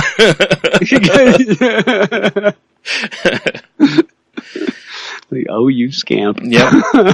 Oh, man. That's too good. I like that. That's my favorite thing. Like, I used to look on Etsy for just random shit all the time, but I got to where I was like, you know, like, it's just such a rabbit hole. Even though I didn't buy very much off of there, it still ends up as a rabbit hole that, you know, 6 hours later, you're like, how the hell did I end up here? You know? So, yeah, I tend to stay away from it. Having said that, my Etsy store will be, no. Yeah. I have a music thing I'm looking forward to as well, that I think people, if you're into, hard rock or, you know, what used to be called metal, the singer for, Living Colour, Corey Glover, has teamed up with, George Lynch, the guitar player from Dokken and various other bands, Mr. Scary himself, and they've created a band called Ultraphonics. And Ultra and then Phonix, and they have a single out right now. They've released one album or one song off the album, and it's called Walk, Run, Crawl, and it's heavy in all the best, just hard rock ways. Nice. And his voice is, you know, just as soon as you hear it, you're like, oh yeah, you know. Yeah, he's definitely got a voice that you recognize when you hear it. Yeah. And his lyrics, you know, are always going to be about something political, you know, and, so I was going to look at when the full album releases. I pre-ordered as soon as I heard the song, just because I was like, this is good stuff. Mm-hmm. The rest of it is just spoken word and, poetry slam stuff. Political speeches. Yeah, exactly. Yeah. Now listen, if it's done right, I'm not against it. Yeah, does it say? I got a pre-order. Do they have an estimate? I can't see it anyhow. But the album's called Original Human Music. That's what they got. It's really funny though, because August. If I just independently said, "Hey, Ultraphonics has got a new album coming out called," what'd you say again? Original Human Music. What era would you say it's from? I feel like I would immediately go, this sounds like something in the 80s trying to sound futuristic. Yeah, I kind of went early 90s, but... Okay, fair enough. But still, yeah, close, yeah. Yeah. Like trying to be clever. Yeah, exactly. There was a lot of clever in the 90s. You know what though? That X actually kind of puts it into the 90s. You're right, I forgot. That's, yeah. You know, if you're cool, you use an X instead of, like, CS. Yeah. Oh, I was listening to, my former Bay Area musician guy that I dig, Dean Del Rey, and also comedian now. And he, talk about scoring an interview. He got Henry Rollins. Oh, really? Has Henry Rollins done a podcast before? Henry has his own podcast. Well, yeah. I was going to say, Heidi. If there's ever been a person that should have a podcast, or would have leapt at the chance for one, he seems like the right guy. But they really don't have that many. It's when basically Heidi can get him onto the mics and talk, you know, and the stories are fantastic. Yeah. You know, it's just nuts because for years he's done spoken word and toured. Yeah. You know, you'd think as soon as podcasting kind of came around, he'd be like, sweet. Yeah. You know? Yeah. So the best part is there's this one part about this show that just absolutely made me think of you. And it was from the standpoint of where he was, they're talking about, you know, the type of guy that he is and the type of person that he is. And like one of the things he says, I don't listen to Sting. I can't listen to Sting. And he's saying there's nothing wrong with Sting. Yeah. But I'm not the Sting. Sting is somebody that can sit down and relax and hear Sting. He's like, that's not me. Right. And then, you know, and Dean's like, Dean loves all kinds of music. He's like, what about the Police? And he's like, doesn't matter. Right. That's for somebody else. It's not for me. And then he goes into all the other things like, you know, walks on the beach and blah, blah, blah, this and that and that. And he's just like, you are not going to find me walking on the beach in my bare feet, connect, you know, like kind of a thing, right? Yeah. And it just made me laugh because I thought of you right away where you're like, I have nothing against these things. They sound amazing. Right. You're not going to find me doing that, you know? And now Henry's putting it from more of the standpoint of like, you know, like he still has that rebel in him. Yeah. But he's talking about who he is at his core because he's, you know, they talk about medication, you know, medicine. Here we go. Trying the crazy life again. He's like, I've never taken anything. No, nothing. You know, he's like, I leave it at the gym. I leave it on the stage. You know, it's like, I have beaten myself up on my tours, you know, traveling the world, whatever he does. Right. And so that kind of just led into this idea of like, you know, who is he as a person? And cause he is not, he has issues. I mean, if you listen to Henry and Heidi, they talk about it. Yeah, you know, about he can be a surly guy that is really. He doesn't seem like he'd be surly. It's so funny. It's like here's a guy that honestly wants to. He needs to make a living being out in the public, and he would rather be underneath his desk. Yeah, not doing anything. You know, and his work ethic is unbelievable. I mean, it's a. Anytime I listen to him on any show, I just like, wow, you know, I don't do jack shit. Right. You know, and he's doing it while, you know, but it made me laugh. I think you should listen to it because I think you'll pick up that same thing where it's just like, you know, it's like where you finally come to terms with who you are as a human being. Yeah. And it's like, no, I don't need, this is what I want to experience. This is not me. Yeah. You know? Yep. And it's never gonna be me. Right. Yeah, I'm like sure you said, it's like wonderful for people. Yeah, exactly. Like people who love to go to like the parks and walk around and do all that kind of stuff and go camping and all this, and I'm just like, that sounds terrible, you know, but it makes them happy. That's awesome. It's cool, you know, and I've, you know it, I've said it too. It's like, I've gotten that way with music and stuff or whatever it is people like for the most part now. I'm just like, it's not for me, but it's cool. You know, if it makes you happy, cool, you know? Yeah. Like, I'm kind of at that point now that there's just so much animosity going around that anything that makes people happy, I'm kind of like, let's celebrate that. Yeah. You know? But yeah, you're right. So, like, you're never gonna, you know, the odds of finding me barefoot on the beach are very minute. Yeah, that's it. Yeah. You know? Yeah. It was just neat. It just made me laugh. I don't listen to many podcasts while I'm at the gym, but I had to just because I knew it was a big score. So the podcast called Let There Be Talk. Right. So Dean's doing a couple of things that I think is really cool. He does, it's primarily musicians or comedians. And he had a period of time where he would be doing like a weekly thing at the Comedy Store. But yeah, most of it they had a name for it. They called it like bitchin' or something like that. And they took call it. I thought it was stupid. But when he does his interviews with musicians, it's definitely worth checking out. He does great interviews. I think sometimes he interjects himself a little too much, you know, into the conversations. But I'll tell you, someone like Henry or Les Claypool of Primus or someone, you know, someone that they can gab already.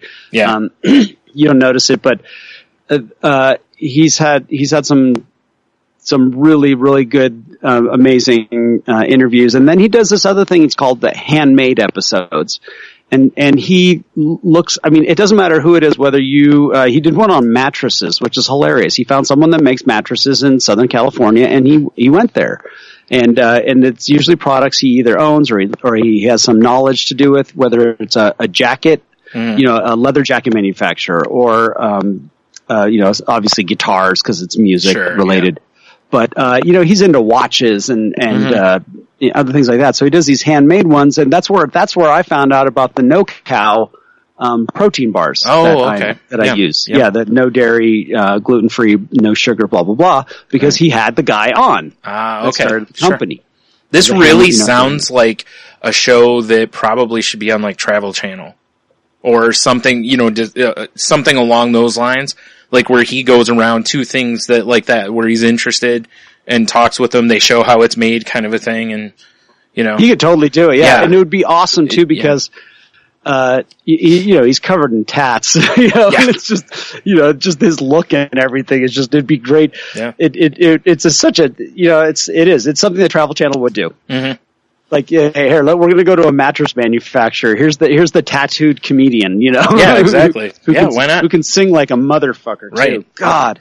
He does Bon Scott, like, go on to YouTube. He does an annual get-together where they'll do, you know, basically feature an album from AC/DC in Bon Scott days. And he did one just a couple months ago. I mean, they had Nikki Sixx there. All the amps are like legit amps. He'll have what's his name? That podcast, The Garage. Why am I spacing his name? Mark Maron. Maron, yeah. Maron will play guitar. Burr will be on drums. Right. You know, and Dean does Bon Scott like holy shit. He does Bon Scott. Wow. It's like I have never. You always hear people like they get too raspy. They're trying to do Brian Johnson, when they're, you know, like when you see an AC/DC cover band. And Bon was actually a very clean singer. He just had a really unique frequency that he sang at. And by the way, Tony, I know you're loving this conversation right now because it's all about AC/DC. Yeah. Yeah. So, hey, Tony, go check it out. You're going to love it. You just love how fucking he can do Bon Scott. He actually probably would. No, I know he would. He'd actually go check out the podcast. Because I'm not the biggest AC/DC fan either. And I would, you know, I actually just wrote it down so I could go check it out. Because I'm always curious to see, you know, listen to stuff like that. Yeah. You know, the last time I listened to Dean's podcast was when you told me he had Jerry Cantrell on. From Alice in Chains. That was a great interview. Such a good interview. They got really deep. If you're an Alice in Chains fan, you need to go check that out. That's a really good episode. So, yeah. It's just, again, his show is one of those shows that's been on my, like, if I ever get caught up on podcast list, like, you know, I've got a few more that I'll add, but Yeah, we'll see. Maybe someday. Yeah. No. Maybe. That's cool though. Yeah, I will. I'll probably listen to that episode because it's. I'm interested in that anyway. Speaking of podcasts, I told you about this before we recorded, but there's an episode of what's the name of that podcast now? 20,000 Hertz. Thank you. I can never remember that show. That is one of those. Do you have that? Like, there's just some things like the name of it. Every time you go to reference it, it slips your mind. Oh yeah, that is one of those. For some reason, I can never think of it.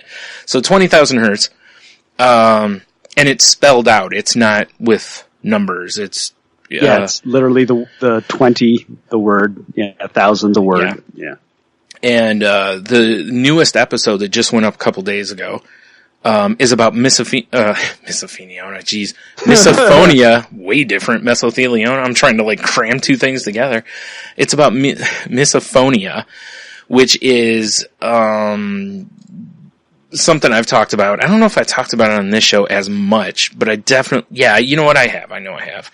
And it's basically to where, if I hear someone eat, it absolutely, if they smack their lips or they're kind of obnoxious when they eat, it will, send me into an internal rage. To where there's times I have to remove myself from a room because I absolutely cannot stand to hear it. Especially, you know where you've brought it up a lot is when somebody is eating on a podcast. Drives me into crazy. The microphone. Yep. Or chewing gum. If they're chewing gum on a podcast too, it bugs the hell out of me. It's like when you're on a podcast, it's like, eat a dick or something, but no, I'm kidding. You're like, funny, those sounds don't bother me as much. Yeah. But there's a bunch of other sounds that really bother me too. There's a woman on that podcast that literally spells out the triggers that I have too, which is bass in cars. If it's turned up real loud, if they're going slow down the streets where I keep hearing it, or a lot of things that are at the same frequency and repeated drive me nuts. Whether it's a car revving, or that, people shuffling their feet, especially if they're wearing sandals or flip-flops or something, drives me crazy. But that's also I didn't because get that one. Really? Yeah, I didn't. Yeah. The ones that I didn't quite understand are the shuffling of the feet. The flip-flop thing I could totally get. That jumps out of me. It's not just that it bothers me. It also bothers me because it's just so damn lazy. Pick up your damn feet. But it was the spoon at the empty bottom of an ice cream bowl. Dude, when people get and to the fact that this person was about ready to rage kill their roommate. I've been and there. I'm just yep. That's just the sound of a spoon in a bowl. That's the sound it makes at the bottom of the cereal. But what it is it's for me, it's that clinking sound, but it's I get it. It's over and over and over and over, and in my head I'm just It's once you hear it, you can't unhear it. Yep. And that's exactly what it is with a lot of these, is once we start hearing them, me and the people that have this, you just can't, like you said, you can't unhear it. And people will be like, oh, well, eat while they're eating, turn the TV on. Those things help a little bit, but it doesn't drown it out. And, there's a mental illness happy hour on it too. And that was a great episode. Because they get into it. This one, I think, was better for people to understand, kind of, if you don't have it, kind of understand it a little bit better. The mental illness happy hour was cool because it's a woman and her husband, I believe, and she has it, and her husband tells the other side of it, which is cool. Okay. Because, if I'm in a car with somebody and they get, potato chips, I've got to have the radio on. If I don't have a radio on, I'm going to have to get out of the car. I cannot hear that because it just drives me. Like I said, and the worst part is it doesn't just make you kind of knock it off. It's boom, instant rage. You want it, like the woman on that podcast said, like, I physically wanted to, like, hit people because of how obnoxious they are as a chewer.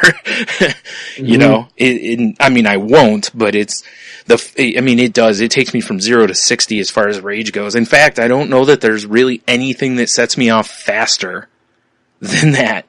Like, at least in my own head, you know? Yeah. Yeah. So, if you're somebody out there, like, cause a lot of people know somebody who is like this, and like I said, a lot of times people are like, oh, do this, and it's like, you don't get it. This does not work. We've tried to drown it out. Trust it. You know, it's like, I don't want to hear people eat. That's not a sound I want. You know, like, if I could drown it out easily. I mean, my brother is one of those people that eats like a savage. And when I've been at his house, man, I've put ear buds in and just cranked the music so that, you know, pretty much trying to make myself go deaf so I can't hear it. So yeah, it's a good podcast. I think it's one of those things like we talk on the Crazy Life too. It's a really good way to understand something someone else may be suffering from, so that you can at least be appreciative of their situation. You know, and I know a lot of people who won't like eat around me, or not that they won't eat around me, but they will do things to try to minimize that stuff, which is really nice of them, because I can't control my end of it. A lot of times people aren't trying to deliberately drive me batshit with their eating. You know, or whatever. And I fully understand that really it's my problem. You know, I full on understand that it's my problem, and, you know. Yep. So, yeah. I'll actually, I'll throw the links for both of those and the Dean Del Rey podcast in the, show notes. Because I can. Or something. And that's what we do. Oh, I thought for the fans. I thought there was going to be a sound drop there. I have a habit of doing that with Tony too. Once in a while he'll say something and it sounds like he's setting something up, you know, so I back out, you know, and yeah, I would have done this. I'm not a racist. Oh, sorry, that was random. No, I don't think that's no, because that's what we do. Yeah, not a racist. Oh man! All right, well, I guess we'll move into the Q of the W here. Oh yeah! I gotta pull some things up here. So last week, Tony asked everybody what your intrusive thought is. You know, like mine, like I just give someone a death stare and think of how the different ways I'll murder them while they're eating, you know? You know, stuff like that. Just something innocent, you know? Yeah. So did you have an answer for it? I know. You know, mine was driving down the road. Mm-hmm. Swerve. I have that a lot. I don't have none of it comes with the idea of I want to off myself. It's more like I just want to run the car right off the side of the road, or I want to run the car head into traffic. Right. Like right into another car. Like I literally have a thought, it pops into my head, man, like that's just pretty, off the cliff. That's pretty dark, man. Yeah. And then I move on. Mm-hmm. I've had thoughts like that and stuff too, like when I've been in cars, you know, where you kind of just see it playing out in your head. Exactly, that's it. I want to play it out. Usually I'm like, why is this running through my head? Like that's what usually follows it up. It's like, wow, why do I think about this stuff? Right. Like, is there something, like, does something trigger me to, you know? Because I think a lot of it is just the fact that it's literally that easy. It is. Yeah. It's that easy. It is, yeah. Totally right, man. Which is terrifying on one hand. Yeah. Very soothing on the, no. It's just, so comfortable. It popped into my head. There's an episode of Married with Children where Al's building his own, bathroom in the garage. And, he shows Steve, their neighbor, that he's got it planned out to where he's going to have like 6 rolls of toilet paper. That way you never run out. And Steve was like, oh, you might want to put a gun rack in there to protect it. And Al goes, ooh, good idea. So he draws a thing and writes gun. Oh shit, is it that episode? Anyway, there's a line where Al basically says that, Maybe it's about a razor in there or something. Because it's something along the lines of, like, the razor's not there for, or whatever is not there for, like, protection. It's there for peace of mind. And I think it is a gun after I think about it, and he's basically like, a very dark joke there, but yeah, I explained it terribly, but yeah, I need to watch the episode again. I've forgotten already. So what the listeners throw out? Oh, you know what? I should probably pull up the Facebook page. I'm so used to Tony doing it that I didn't even think about it. Oh, okay. Yeah, why don't you go ahead and take care of others and I'll bring up Facebook. Really quick before we move on, actually. The name of that Hidden Brain episode, which I'll have the link in the show notes also, is Crickets and Cannibals.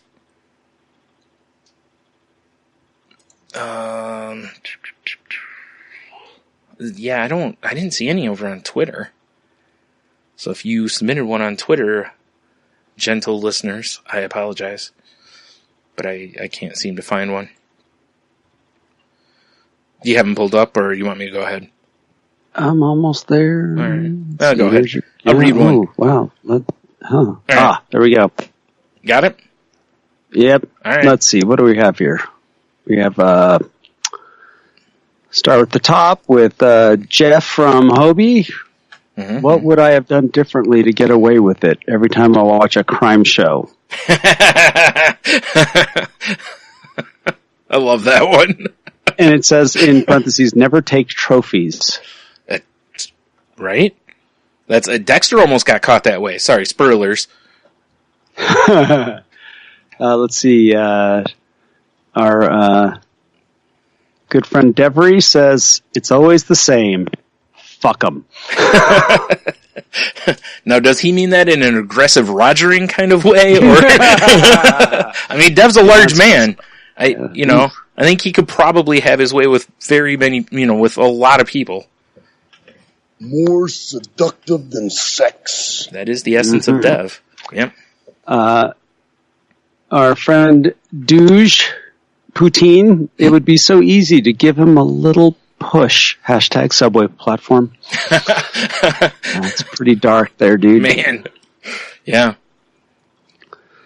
Let's see. I like Philip Corwin. To do a pit maneuver on any vehicle that drives slower than me in the left lane, or really any asshole driver. I think that's one most people can identify with, Yeah. For sure. That was it. All right. Well, Fluffy Bunny Ash says her most common intrusive thought is shoving the people that stop right after getting off an escalator. It's one of her biggest pet peeves, and whenever she sees it happen, she says she always gets the thought, I could just shove them, and a rough estimate of how far I could shove them. That part can vary from, I'm not moving that when it's some 6'6", 280-pound mountain of a man, to, I could probably send them a good 5 feet plus an extra 8 on the slide when it's some little kid or old lady. I'll sometimes even contemplate if I could get away with it as an accident if I yell, oh my god, watch out, right before I shove them. Man, y'all some dark motherfuckers. Yeah. And Cheeto Bandito says his intrusive thought is, fuck, I hope they don't want to talk to me. That's a good one. I can relate to that one. Yeah, me too. Or the old, don't come over here, don't come over here, don't come over here. Yeah. Or don't look this way, all in the same vein there. That one too, yeah. Alright, well, this week's cue. Oh, hold on a second. Oh, sorry. Right. I like what you got. Good job. I believe that was missed last week. Yeah, it probably was. But I got it. You know what's really sad is Tony said, because Tony knows what this week's Q the W is, and he said he was gonna send an answer in, and I got nothing. So he's, for everyone out there, if you see Tony, call him a lying son of a bitch and punch him in the dick. That's his penance. Just punch him repeatedly so it really bothers Brian's hearing, that sound of a dick punch. Yeah, maybe. It really gets to him. I think I'd be laughing too hard, so I don't know if it'd bother me that much. I kid. Don't punch him in the dick, probably. What am I, your mother? I'm not telling you what to do. So this week's Q of the W is inspired from a conversation we had last week, actually. This week's, for those if you didn't listen last week, shame on you, go back and listen. But for our Shut Up and Take My Money, it was an item called the crotch pot. To where it was basically a pouch that you wear in your crotchal region, and you could allegedly cook food in it. Allegedly. I told Tony after we were done recording, I was like, I really wish we could somehow get a few of these and not have to pay $20 a piece for them. I would love to do a review of those. Which led me to the thought, what would your crotch pot recipe be? Like, what would your go-to crotch pot dish be? That's a better way of putting it. Oh, I totally know it would be. All right. Absolutely. So I used to make this, it started when I was in going to college, and I was taking I took a speech class, and we had to present a recipe. Okay. And my mother had given me, this was, the first time I was living alone, blah, blah. My mother had given me a really easy to make chili recipe, in kind of in line with, a mannequin, a plan, where it's like, you buy this, you buy this, you buy this, you throw this together. Well, and I had slowly, morphed it and worked on it and changed it. And it was titled the Henno's Harden Your Arteries Chili. And I could see this as being the perfect dish to have, marinating, especially with all the spices that I put in there. Mm-hmm. All the jalapenos and everything. Sure, just give you those warm tinglies, Mm-hmm. as that. Just imagine the ground beef, the bacon, the baked beans. Yeah. All of that just just marinating in there. Paste, just delicious. Marinating with the some jalapenos right on your junk. Right? Some underbroth in there maybe. Yeah. Exactly. Mm-hmm. Yeah. And just that feeling of warmth. Oh man. The tingle. I cannot imagine having that right on your junk walking around. That would just feel like, it'd be so disgusting. And the best part about it is the next day, you get to feel it again as you shit yourself. Yeah, right? Like, are there onions in this, Henno? Not anymore. Huh? Wink, wink. Yeah. Oh. What, are your eyes watering? Yeah. Oh! There's something really musky in this chili. Like, I only make it when I go camping. Well, this, so like, what? You don't put cheddar on it? I'm like, come on, it's already got cheese in it. The old Famunda. Oh man, I'm just picturing you go on like a camping trip, like a weekend camping trip, and you obviously this is what you serve like the last day. Hey, all right. You know how chili is, right? Mm-hmm. You put all your ingredients in it and you get it simmering, right? Mm-hmm. And you take a taste of it. Yeah. And you're like, all right, it's good. Mm-hmm. Now, you let that stuff sit and kind of congeal for a couple of days. And right. Then you taste it, all of a sudden, the spices and the flavors. So, after 3 days in my crotch, yeah.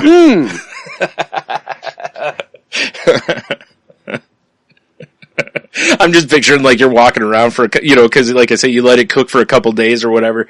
You're walking around and you just keep tasting and seasoning it while you're walking around. Like, needs more pepper. Oh man. Terrible. Oh man, these things. Oh, it's really funny because like, I was thinking chili originally too for that, like actually that last exact reason, like the idea of walking around and keep tasting and whatever. But I think with mine, I think I kind of have to go with like a beef stew because there's just that joke writes itself. I mean, literally, my underbroth would be beef stew, right? So, How about a beef stroganoff? well, that depends on what's going on, what kind of privacy I have. Because you get the whole stroganoff thing. Yeah. Like, hey, can I use someone else's crotch pot? I need to boil some noodles. Oh boy. Well, oh man, that's right. Because the stroganoff, you got the noodles in there. I mean, you could serve it over rice. Some people do that, but yeah, I'm a noodles person. So. But yeah, I mean, just the feel of noodle. Yeah. Nice mushroom gravy. Yeah, it would be. What did you make the sauce on? It's just mushroom and onions. It's so unique. Yeah. It's a little garlicky. It happens. Yeah. I was walking around a while. I mean, there's a flavor in there that I don't recognize. Right? It's what do you call it? It's umami. Yeah. Oh boy. Yeah, it's something. It's oh boy. Yeah. Oh man. So so there you go. So the question for the week, or of the week, is what would your go-to crotchpot dish be? Show me what you got. Yeah. Yeah, and extra points for extra spicy.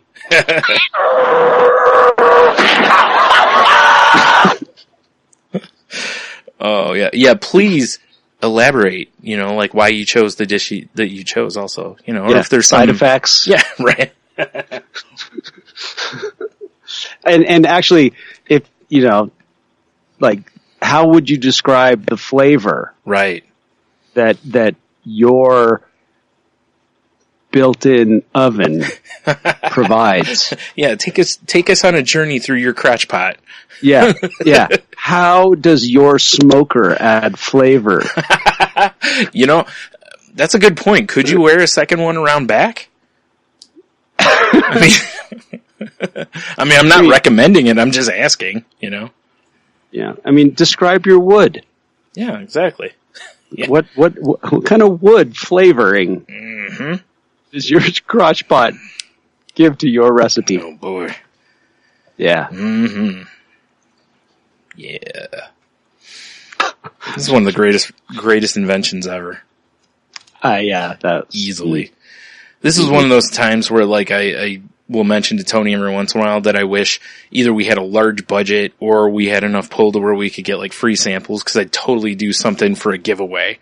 Like best recipe idea gets a free crotch pot. Maybe I should contact them and find out. Maybe they'd be willing. Like, hey, we've promoted your product for 2 weeks now.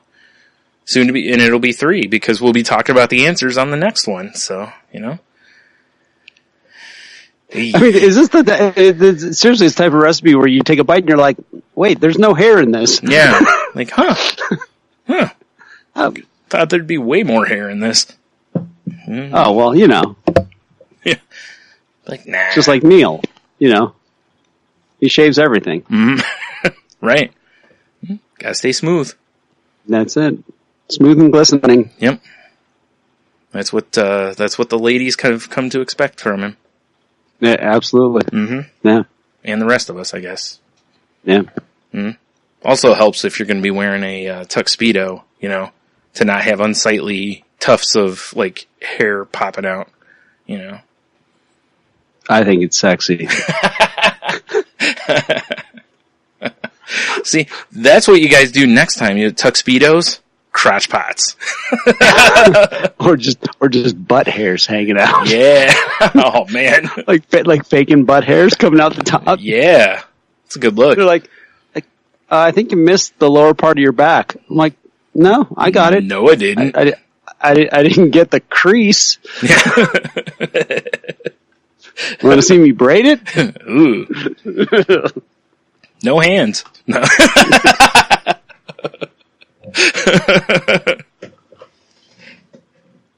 I'm just envisioning like how, honey, how's how's dinner coming along? Would you like to take a sniff, baby? You know, just leaning down right to there, just. Right. That smells delicious. Ideal time for a crotch pot dinner, homemade dinner, is first date. Absolutely. He's come walking out. Yep. Would you like a taste? Oh boy. But queso served. I've got presentation with your belly button. Exactly. You know, you just scoot it in there. Yeah. You know? Like, would you like to dip your chips in it? Yeah. Perfect. That's a good finish. Mm-hmm. It's probably going to make the dish worse with a good finish. Yeah, it's like you get the happy ending massage. Yeah. At the bottom of everyone's recipe, happy ending. Yeah. Like, what is? What's the stuff that they drizzle on the side of the desserts? You know, around the dish. I'm forgetting what it's called. I don't know. It's like right on the tip of my tongue. Coolly. I bet Jeannie's just fucking screaming at that right now. Coolly? That might be right. Right, yeah. There's your happy ending right there. Oh, boy. Like, hold on. Let me finish the presentation. Oh, fap. Yeah. Hold on, you gotta prime it. Yeah.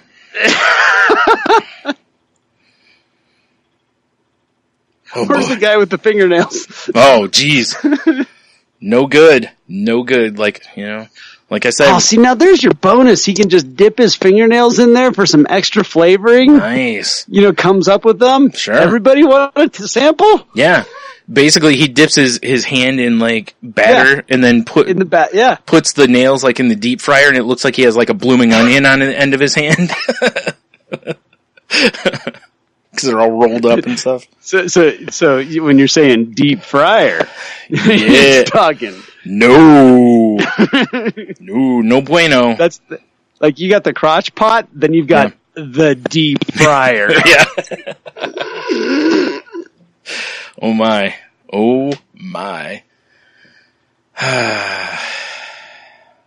That's terrible. Yep. That's what I said. We know there was no finger blasting going on there unless somebody's really into some weird shit. Yeah. Yep.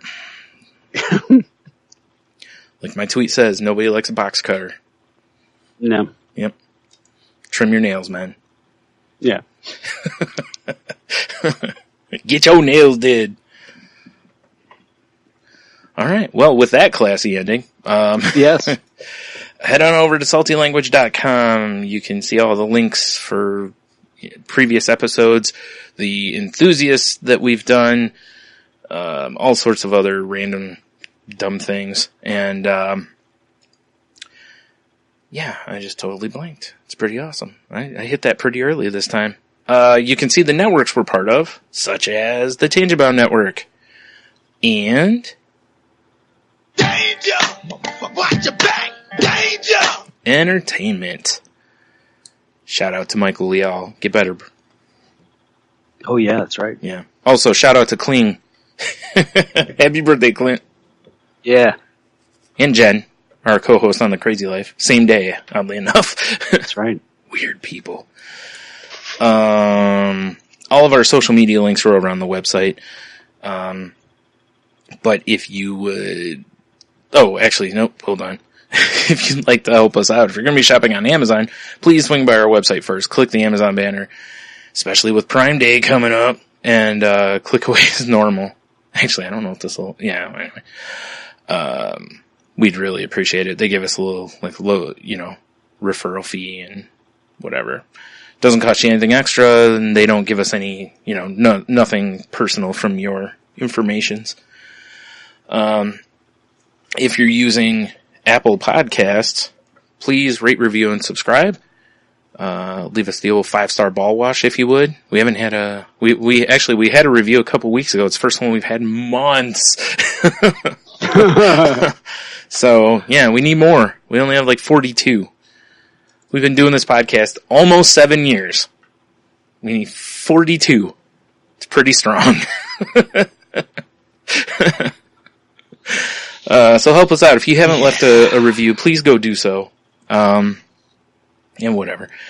So, yeah, if you're using Spotify or Stitcher or another podcast app, please use their like and share options, because that can help us move up in searches and maybe help other people find us and be like, hey, we should listen to those guys. Or not. Yeah. Whatever, you know. Maybe they'll just run away because they're terrified of the sexiness.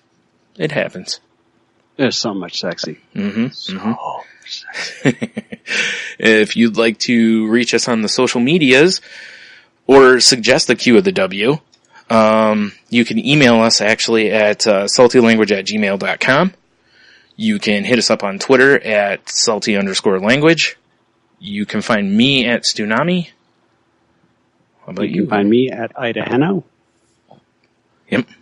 And you can also find Heno on The Crazy Life with me. Yep. And you can also find him on the Gotham Lights podcast, which is what on Twitter? I think it's Gotham Lights Pod. At Gotham Lights, I think. All right. I think it's just at Gotham Lights. And I think we're going to be rolling out Orville Lights next week. Oh, right. Yeah. If you were a fan of the show Orville. Yeah.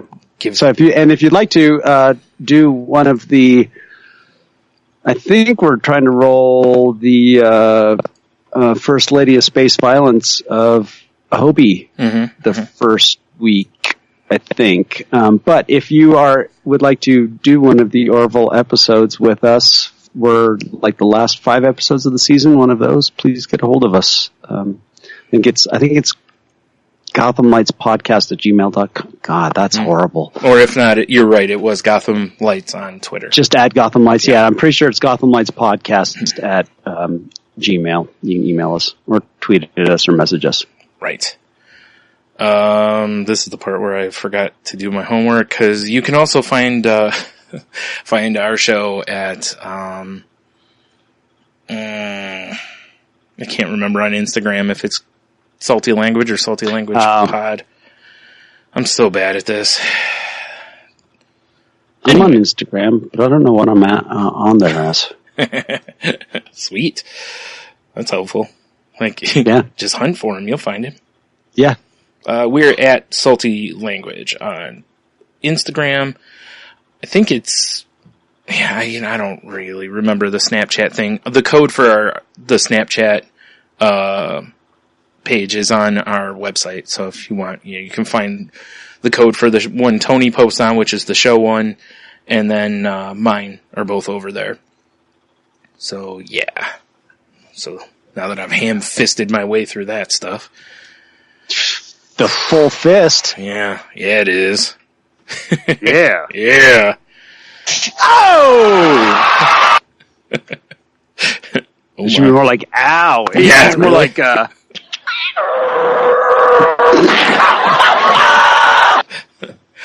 was the whole fist. Yeah. Oh. That sounds like a terrible idea. I mean, unless you're into that, then hey, as long as everyone's consenting and whatever. Just find small women. Just, if you're going with it, start with small women. Oh, you mean hands. To put, okay. I thought you meant the other way. I was like, why does it matter what size they are? Yeah, okay. Now I get you. Yeah. Just like you're Tony looking for a doctor, small knuckles, right? Exactly. Oh my. Alright, I feel like I'm forgetting stuff in the links, but oh well. All the links are on the website if you need them, and if not, I don't know, whatever. Tough. So, I guess until next week, where allegedly Tony will return for a big episode, actually, because it will be the 364th episode of Salty Language, which is 7 years, of one a week. Oh, okay. It's 7 years on the dot of podcasts. So, wow, awesome. Yeah, we'll be hitting our actual 7-year podcast here in a few weeks. So, yeah. So hopefully everyone will be back for that, and until then, have a beer, you'll be fine. Eat a dick. Slowly, tenderly, lovingly. Hail Satan. Wow. That's strong, man. I should just end on that. But I'm not. I'm going to ham fist my way through the end. Ha, ha, ha. Ha! Yeah, I'm using the full fist.